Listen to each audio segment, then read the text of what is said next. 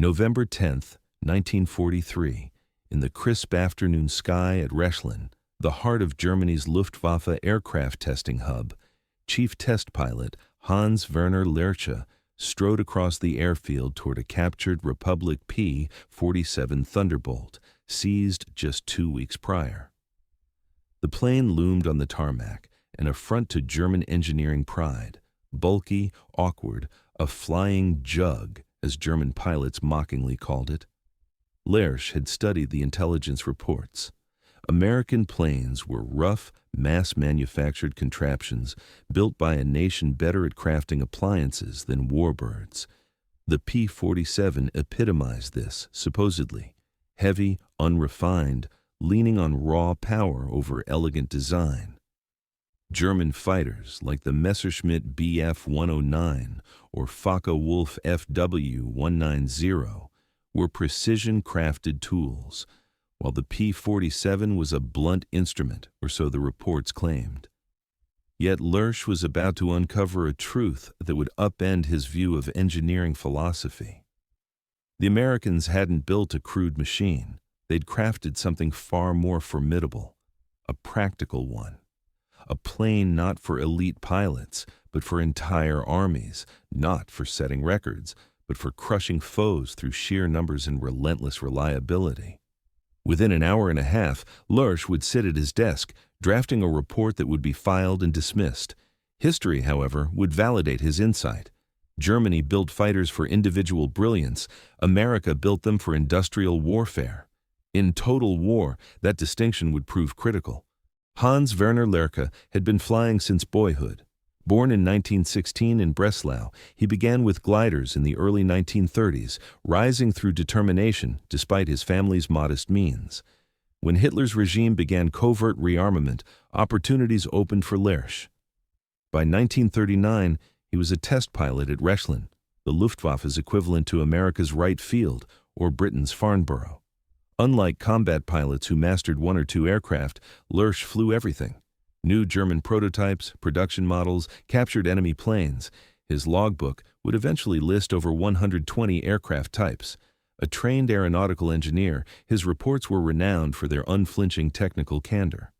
If a plane was subpar, he said so. If an enemy design excelled, he noted it. This honesty earned him foes among Nazi officials who preferred rosy reports to stark truths, but his expertise was undeniable.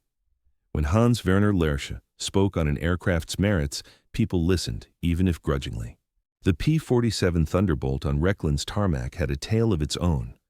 Its pilot, Lieutenant William Roach of the 358th Fighter Squadron, 355th Fighter Group, had lost his bearings in foul weather during an escort mission on November 7, 1943. His flight, critically low on fuel, saw one pilot crash land on a beach, another bail out over the North Sea, and only one limp back to England. Roach, spotting what he believed was a southern England airfield, landed safely and followed a ground vehicle to a parking area. Only after shutting down his engine did he realize his error. He was at a Luftwaffe base in Caen, France. German soldiers approached, rifles ready. Roach became a prisoner of war, and his plane, nicknamed Beetle, became German property. The Luftwaffe acted swiftly. With Allied fighters prowling, Beetle was flown inland to Rechlin before it could be destroyed by Allied strafing. Now it sat, repainted in Luftwaffe camouflage, marked T9 plus FK, the code of the Circus Rosarius demonstration unit. Lerche had heard the scorn from fellow pilots. The P-47 was a laughingstock, too heavy, too large, too American. It embodied everything flawed in American design, relying on brute engines to offset poor aerodynamics. But Lerche didn't trust snap judgments. Having flown captured Allied planes, he knew British and American engineers were highly capable. If they built a plane this way, they had reasons. His task was to uncover those reasons. Approaching Beetle, Lerche noted its sheer bulk. The radial engine was massive, the fuselage like a barrel built around it. The landing gear was sturdy and wide. Everything screamed heavy. German fighters were sleek, agile, optimized for performance. This looked like a shipyard creation, not an aircraft. Lerche began his pre-flight inspection. The craftsmanship was striking. Clean welds, tight panel fits, top-quality materials. This wasn't shoddy work. It was advanced mass production. There was a distinction. The plane was built to tolerances German factories, strained by war, struggled to achieve. Climbing into the cockpit, Lerche saw why German pilots grumbled. It was vast, cavernous compared to the cramped Bf-10-9. A German pilot used to a snug fit would feel adrift in this space. But as Lerche settled in, he realized something. This wasn't a flaw. It was intentional. In a Bf-109, he had to hunch to avoid hitting the canopy. The tight cockpit made instruments hard to reach, and long missions were grueling. German design prioritized performance over pilot comfort. The P-47's cockpit was genuinely comfortable. Well-padded seats, room to shift, stretch, and adjust during long flights. The canopy was tall and clear, offering excellent visibility. Controls were easily accessible without strain. Examining the instruments, Lerche found something remarkable. Color-coded gauges. Red and green zones marked safe engine operating ranges, allowing a pilot to check status at a glance, no numbers needed. Then it clicked. Intelligence reports noted American units included pilots from diverse nations, Free French, Polish, some barely fluent in English. Color coding let them operate safely without reading English. Green was safe, red was trouble, universal, intuitive, brilliant. Not from a pure engineering view, but from a practical, operational one. German gauges demanded precise knowledge of limits. The P-47 was built for pilots with minimal training. This wasn't crude. It was inclusive design, factoring in human needs. Lerche continued his inspection. The control layout was logical, with throttle, mixture, and prop controls grouped on the left. Fuel system controls were clearly marked. Everything prioritized ease of use. German fighters demanded expert pilots. The Bf-109 was notoriously tricky on takeoff and landing, its narrow gear causing frequent ground loops. Mastery required skill. The Luftwaffe accepted this, banking on a training system that produced experts. But by late 1943, that system was crumbling. Fuel shortages meant new pilots got little flight time before facing combat. The rigorous training of 1939 was gone. Germany needed planes novices could fly safely, but they still built for aces. Lerche ran through the pre-flight checklist. The manual was thorough, with clear step-by-step instructions. German manuals assumed pilot expertise. American ones assumed inexperience, explaining everything. He started the engine. The Pratt & Whitney R2800 Double Wasp thundered to life, its distinctive roar filling the air. Lerche noticed a pattern. The engine ran flawlessly, smoothly, with no hiccups. He'd flown enough American planes to recognize this. Their engines were consistently reliable. German engines, especially late in the war, were increasingly unreliable. Manufacturing quality varied. Parts often didn't fit. Engines that ran perfectly when new developed issues after minimal use. The R2800 idled like it could run indefinitely. No vibrations, no rough patches, just steady power. This was mass production Germany couldn't rival. Crafting one flawless engine in a lab was one thing. Producing thousands of reliable ones was another. Lerche got clearance and taxied to the runway. Another surprise. The P-47's wide, robust landing gear and locking tailwheel made taxiing stable and straightforward. Visibility was excellent. In a Bf-109, ground handling was a constant struggle. Narrow gear made it unstable, and poor visibility over the nose caused accidents. Novice pilots often ground-looped, damaging planes. The Luftwaffe tolerated this for performance's sake. The P-47 was built for rough forward airfields, flown by pilots of varying skill.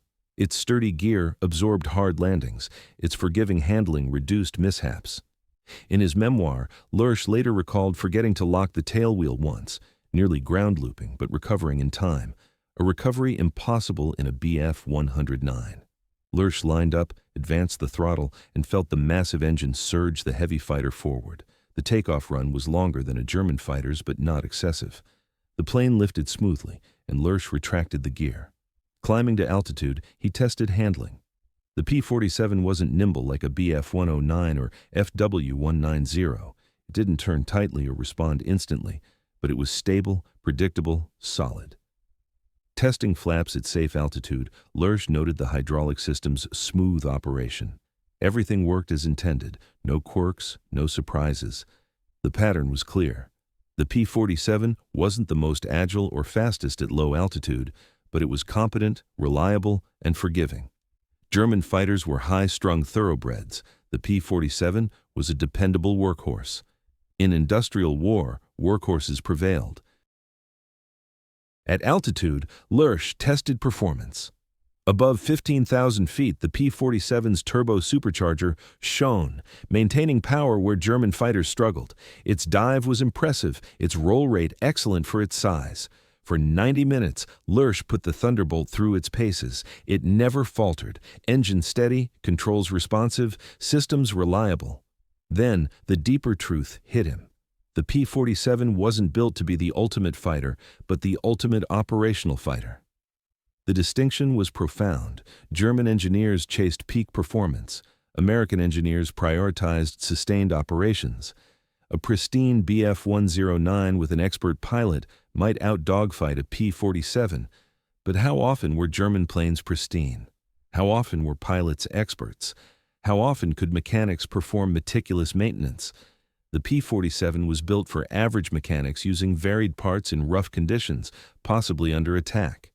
It assumed tired, stressed, or undertrained pilots. It assumed battle damage and the need to keep flying. Every design choice, robust build, forgiving handling, intuitive controls, reliable engine, served operational uptime. Lerche landed smoothly, the sturdy gear absorbing the impact. He taxied to the hangar, shut down the engine, and faced the ground crew, eager for his verdict.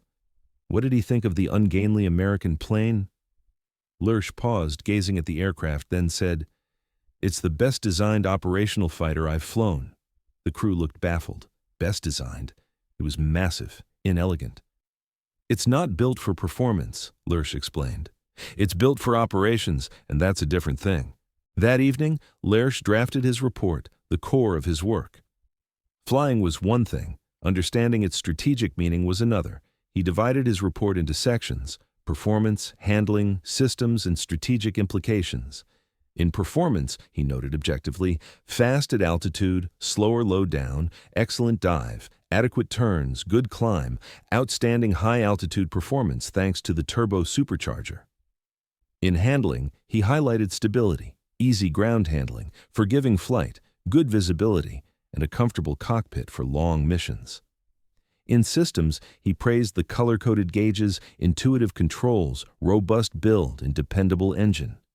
In the strategic section, he wrote prophetically, "The P-47 Thunderbolt embodies a radically different philosophy. German fighters prioritize peak performance, assuming expert pilots and maintenance. The P-47 prioritizes operational reliability, assuming average pilots and field conditions. It's built for mass use by varied pilots. Forgiving handling reduces accidents, robust construction ensures mission returns, reliable engines mean less downtime, intuitive controls speed training. Every choice favors sustained operations over peak performance. The Americans haven't built the best fighter, they've built the most operational one, and they can produce it in numbers we can't match." Lerche paused, knowing his conclusion was bold, even risky. Assessment: the P-47 isn't crude. It's sophisticated operational engineering. Germany builds for individual excellence. America builds for industrial war. If the Americans field hundreds of these with adequately trained pilots, our numerical and quality advantages will be overwhelmed by sheer operational availability. Recommendation: German design must prioritize reliability, not treat it as secondary. We cannot win an attrition war against an enemy that keeps more planes flying consistently. He signed and submitted the report. It climbed the command chain, was read, discussed, and ultimately shelved as too pessimistic.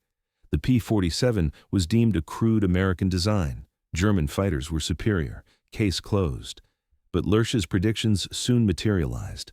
By early 1944, P-47s swarmed over Germany, escorting bombers deep into the Reich, returning day after day. German pilots shot some down, but more appeared the next day. Always more.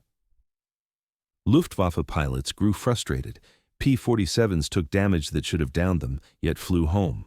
Pilots shot down one day were replaced by others in new P-47s. The supply seemed inexhaustible. German production faltered.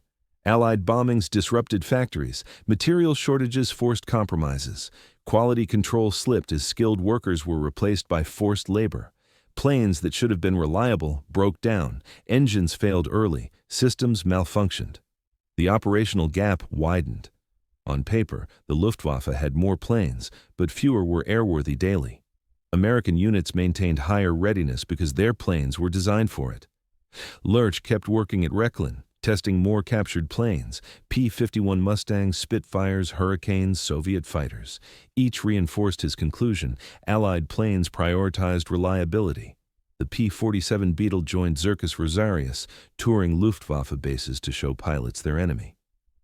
Ironically, German pilots learned the P-47's strengths and weaknesses, but their own planes weren't redesigned to match its operational edge. By late 1944, the Luftwaffe was collapsing, not for lack of pilot skill or courage, but because Germany's industrial base couldn't sustain operations. Planes sat grounded for lack of fuel or parts. New pilots got minimal training due to fuel shortages. Everything Lerche had flagged as America's strength, operational sustainability, was missing in Germany. Hans-Werner Lerche survived the war, his skill ensuring he never crashed or damaged a plane, a remarkable feat across 120 aircraft types, many flown without manuals or prior knowledge. After Germany's surrender, Allied intelligence officers interrogated him, intrigued by his reports on captured Allied planes. "You said American planes were superior in operational design, not performance," an officer noted. Lerche nodded. That was the key insight. Your pilots weren't always better, your planes weren't always faster or more agile, but you kept more planes flying consistently. You trained more pilots. You sustained operations we couldn't. Was this clear when you flew the P-47? Immediately, Lerche replied. Every design choice made sense once I saw the philosophy. You built for sustained operations, not dogfighting supremacy. The comfortable cockpit allowed long missions, forgiving handling cut accidents, reliable engines reduced downtime, robust construction let damaged planes return. Did German leaders grasp this? Lerche gave a bitter chuckle. My report was filed. They said I'd lost objectivity, demoralized by enemy planes. German engineering was superior, American engineering crude. Evidence to the contrary was ignored. Would adopting American design philosophy have helped? Lerche thought carefully. By 1943, likely not. Germany's industry couldn't match American or Soviet output, but if we'd prioritized reliability early, our fighters would have been more effective. We lost planes to accidents, failures, and maintenance issues that better design could have avoided. The interrogation revealed a pattern. Many German engineers saw Allied advantages, wrote reports, made recommendations, all ignored because they clashed with Nazi dogma about German superiority. Production numbers told the tale. The U.S. built over 15,600 P-47s during the war, one rolling out hourly at peak production. Germany produced about 36,000 single-engine fighters total, disrupted by bombings and shortages. American planes maintained higher readiness. A unit with 100 P-47s might have 85 to 90 flyable daily, while a German unit with 100 might have 60 to 70, grounded by maintenance parts or fuel issues. The math was brutal. More planes, higher availability, better sustainability equaled overwhelming superiority in combat. In his memoir, Luftwaffe Test Pilot, Flying Captured Allied Aircraft, Lerche detailed flying everything from B-17s to P-51s. His P-47 assessment included technical notes and his famous remark about its spacious cockpit versus the cramped Bf-109. Lerche's story matters not just because he flew captured planes, but because he understood their significance. As an engineer and test pilot, he saw not just how planes performed, but why they were designed that way and what it revealed about industrial strategy. The P-47 Beetle. He flew in November 1943 wasn't just a captured fighter, it embodied a different approach to war. Germany fought World War II like World War I, banking on individual skill and superior tech. America fought an industrial war, prioritizing sustained operations in overwhelming numbers. German fighters like the Bf-109 and Fw-190 were superb when perfect, but perfection became rare. Manufacturing quality fell, maintenance grew harder, parts and fuel vanished. The P-47 kept flying, taking damage, operating from rough fields, maintained by average mechanics, flown safely by minimally trained pilots. And there were always more. Lerche's 1943 report foresaw this, but it was ignored as inconvenient. History is littered with moments where truth was dismissed for clashing with comfortable beliefs. Hans-Werner Lerche flew the P-47 and saw it represented a better approach, not in performance, but in operations. His reward was to watch his predictions unfold as the Luftwaffe was worn down by an enemy that kept more planes flying consistently. The lesson endures. In prolonged conflict, reliability trumps peak performance. Operational availability outshines raw capability. Design philosophy outweighs individual brilliance. The P-47 wasn't the best fighter of World War II, but it may have been the best designed, built not for air shows or records, but for war. And in war, the side that fights longest usually wins. Lerche's 1943 report foresaw this, but it was ignored as inconvenient. History is littered with moments where truth was dismissed for clashing with comfortable beliefs. Hans-Werner Lerche flew the P-47 and saw it represented a better approach, not in performance, but in operations. His reward was to watch his predictions unfold as the Luftwaffe was worn down by an enemy that kept more planes flying consistently. The lesson endures. In prolonged conflict, reliability trumps peak performance. Operational availability outshines raw capability. Design philosophy outweighs individual brilliance. The P-47 wasn't the best fighter of World War II, but it may have been the best designed, built not for air shows or records, but for war. And in war, the side that fights longest usually wins. This is just the beginning of the journey. Every story you hear, every challenge you witness is a reminder that the path to greatness never ends. Stay curious, stay relentless, and when you return, we'll uncover the next chapter together. The story isn't over yet, and neither is your potential.